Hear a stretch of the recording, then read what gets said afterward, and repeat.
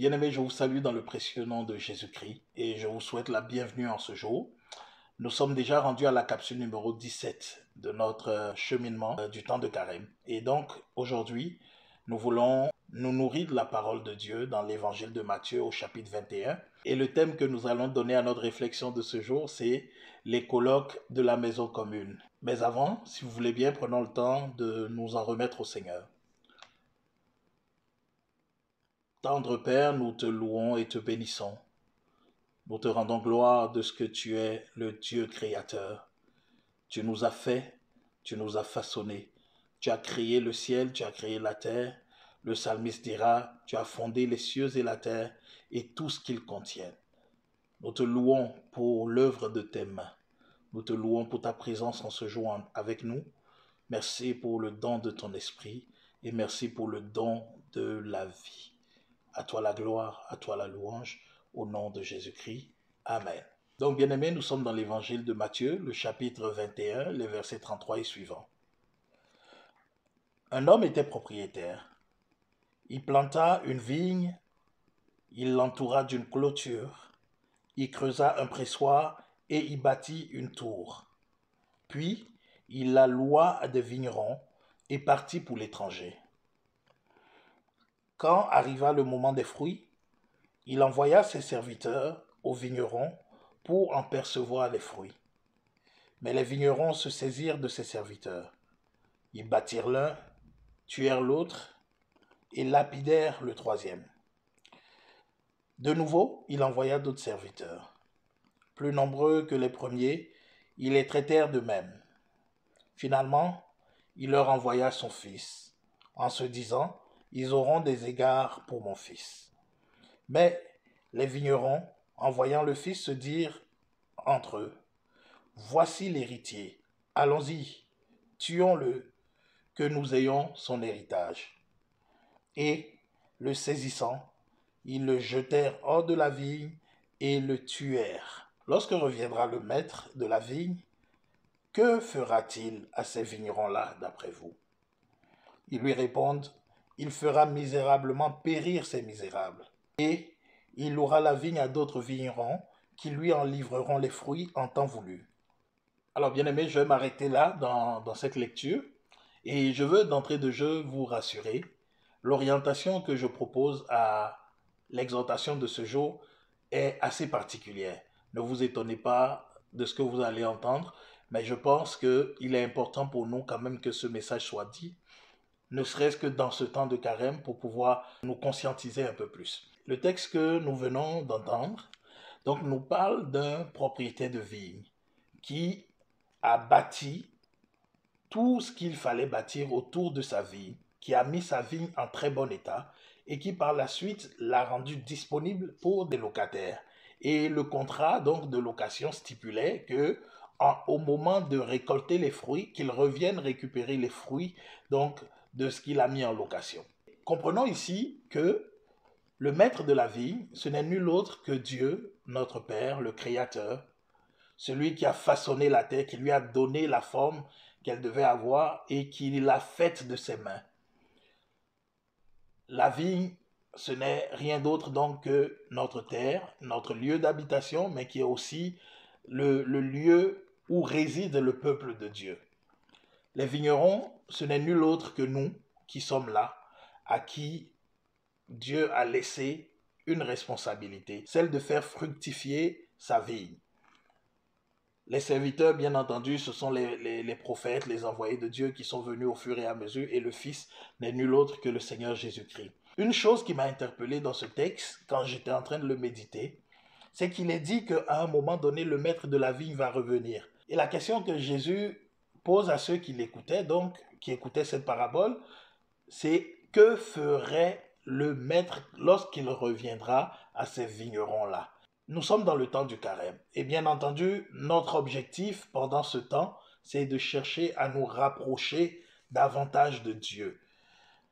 Mais il est important de comprendre que, en tant qu'être humain, créature de Dieu, faisant partie de l'œuvre de création, et aussi surtout en tant que croyant, ayant conscience que le ciel, la terre, la mer et tout ce qu'ils contiennent vient de Dieu et que c'est Dieu qui a voulu cela, c'est Dieu qui a désiré cela du fort de ses entrailles, nous avons à accueillir cette œuvre avec plus de respect, avec plus de considération.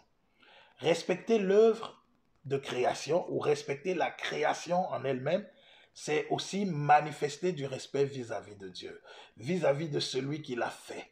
Si nous respectons Dieu, nous sommes appelés à respecter la création et à la fois les créatures que nous sommes. Il est important de comprendre que même si Dieu nous appelle à dominer sur la terre, sur les poissons, les oiseaux, etc., sur toute la création, nous avons la responsabilité d'en prendre soin. Nous avons la responsabilité de veiller à ce que cette création soit toujours belle. L'œuvre de Dieu est belle. Nous sommes donc les garants de la survie de cette œuvre. Bien aimé, c'est pour cela que le pape François, dans son ouvrage Laudato Si, nous parle de notre terre, de notre monde, donc comme notre maison commune. C'est pour cela que j'ai intitulé ce thème colloque de la maison commune. Nous sommes appelés à vivre dans cette maison commune, les uns avec les autres, en nous respectant, en nous valorisant, en nous considérant, donc aussi en considérant la nature qui nous entoure. Lorsqu'on parle de cela, beaucoup de chrétiens ne se sentent pas concernés parce qu'on pense que c'est de l'activisme lorsqu'on commence à parler d'environnement, d'écologie, etc. Non, bien aimé, en tant que chrétiens, nous avons une responsabilité à ce niveau-là. Et comprenez bien, si nous, en tant que croyants, si nous savons apprécier, si nous savons valoriser la nature, la création, ce que Dieu a fait de ses mains, quelqu'un qui lutte pour la sauvegarde de la nature, de la planète, mais qui n'est pas croyant.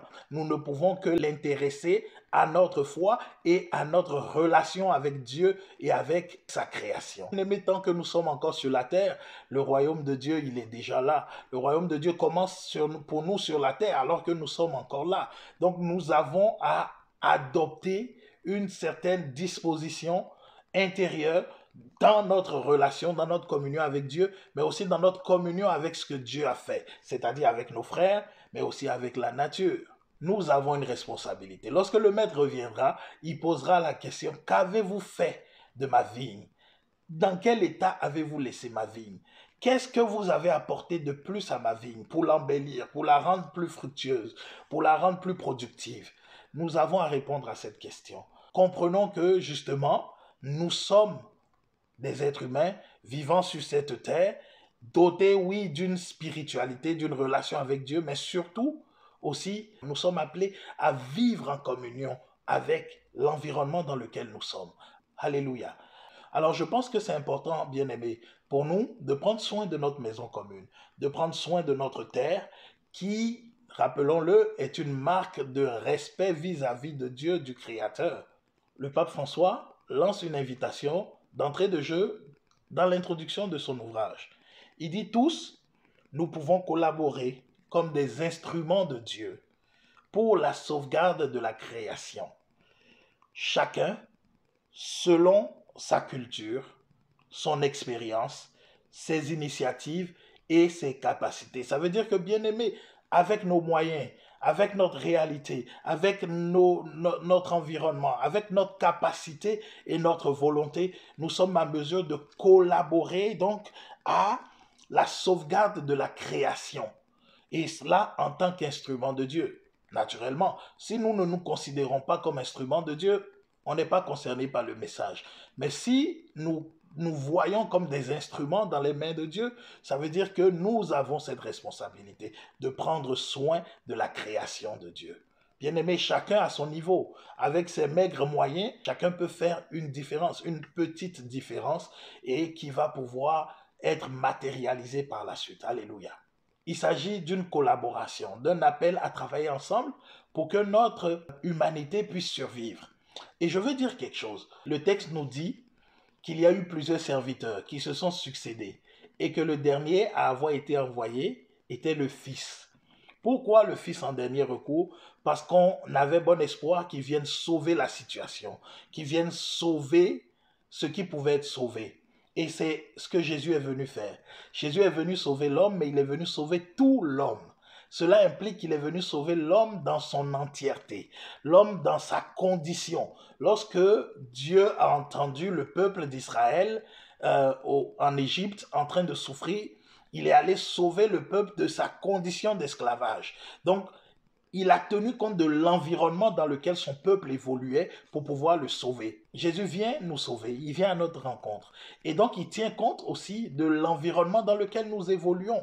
Et c'est normal. C'est pour cela que nous avons à être disposés, à être disponibles, à prendre soin de ce qui est de notre ressort et à laisser Dieu nous sauver. Alléluia. Bien aimé aussi, je veux faire le lien avec la première alliance biblique, donc l'alliance avec Noé. Souvenons-nous, après que les eaux du déluge ont tout rasé, le Seigneur s'est engagé vis-à-vis de l'humanité, vis-à-vis des hommes, vis-à-vis de sa création. Il dit, plus jamais donc je n'enverrai un déluge sur la terre qui viendra tout raser. Maintenant, quand il pleut, nous ne sommes plus inquiets de ce que un déluge passe et puis ramasse tout, parce que Dieu s'y est engagé. Mais nous avons aussi une chose à faire. Nous avons aussi à veiller à ce que justement notre terre ne se dégrade pas au point justement de finalement nous couler parce que nous y avons contribué. Pour que l'homme y trouve son compte aussi. Donc, qu'il respire mieux, qu'il soit plus épanoui, que l'air ambiant soit sain et ainsi, tout cela contribue, tout cela favorise notre élévation vers Dieu, parce que lorsque nous voyons la création, lorsque nous apprécions cette création, notre louange à Dieu est plus facile à monter. Notre louange à Dieu est plus fluide, parce que nous sommes conscients de ce que nous disons. Alléluia.